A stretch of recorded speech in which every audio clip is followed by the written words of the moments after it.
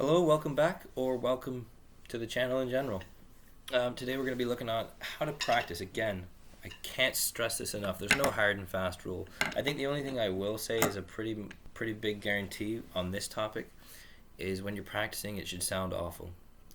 And I mean that in the nicest fundamental way. But there you go. Video ended. Bye.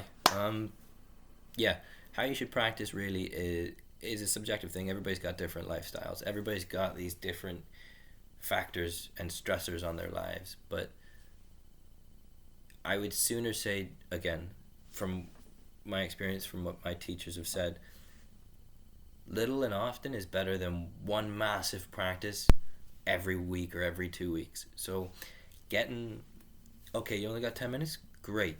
Go and bust out 10 minutes worth of really consistent and decent and good single strokes.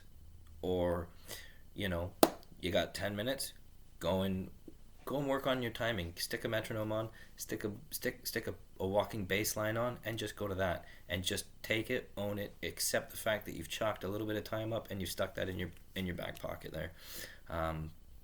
When you count the pennies, the dollars look after themselves. So really take tiny amounts of practice over big installments, because you'll burn out. I think there's a study that says after 3 hours your brain just takes no more in. So don't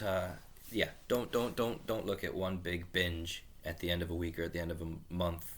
Take tiny steps there. But again, little and often, and practice should not be stuff that you're good at. I've fallen into this trap. Everybody falls into this trap because it's a safe zone. It's a comfort thing, and you feel good about yourself because you're doing something that you can do. So obviously have those moments, but if you're doing that and you can do it consistently and really well, you're rehearsing. You're not practicing, and you're not even really rehearsing. You're just existing, I think. So yeah, your practice should sound pretty bad. It should sound awful. And whether that means working on something completely different, an independence exercise or a rudiment that you've not worked on yet, or it means working on what you can do, stepping it up a tempo, moving it up into a different tempo, or moving it into a different time feel altogether. So what you work on in 4/4, chuck that guy over into 7/8, see what that translates to. But yeah, it should be bad. It should sound bad. It should sound horrible. It should not. It should sound like when you first started to play the drums, which is you got no idea what you're doing, and that's the only way that you can learn and get better and improve and expand all of your ability and your knowledge. So it's a pretty quick video. I wish the others could be like this, but there you go. Little and often, and it should sound terrible. And I'll throw in the added kind of, it should by and large be to a metronome, because I forget who said it, but they said if you're not playing in time, then you're not playing.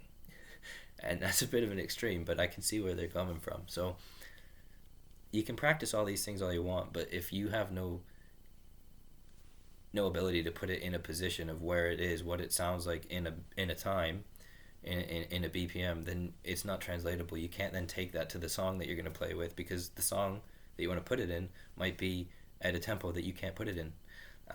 So again, practice to a metronome. It should sound awful and little and often. Stay safe and be well.